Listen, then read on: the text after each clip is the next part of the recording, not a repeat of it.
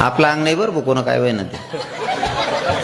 हा तसंच होईना ना एक ठिकाणी. हसता हसता एक मला म्हाताराना पोऱ्या म्हणे 10वाना पैसा तू दी जाय म्हणे महाराज. मन म्हातारान थोडी तारीख होती आज महाराणी म्हणे ओ भाऊ हातून म्हातारा घेत्या 10वाना खर्च मी करू म्हणे तुनामुळेच मरणा म्हणे. म्हणतो चिलगाव काय बरेल घरमा दाती गुजनी बाय म्हणे नाको कमी करलेले मी.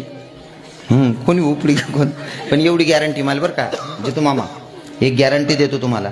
मी साध्या सोप्या भाषेत सांगण्याचा प्रयत्न करतो पण मना प्रयत्न असा राहतच. खरं म्हणजे कीर्तन हा विनोदाचा विषय नाहीये पण विषयाला अनुसरून मी जरा विनोद करण्याचा प्रयत्न करतो. त्याचं कारण असं आहे रडावणारा तर आपला आजूबाजूमा बी राहणार म्हणता आपण थोडा आसाडी देऊ लोकेशले.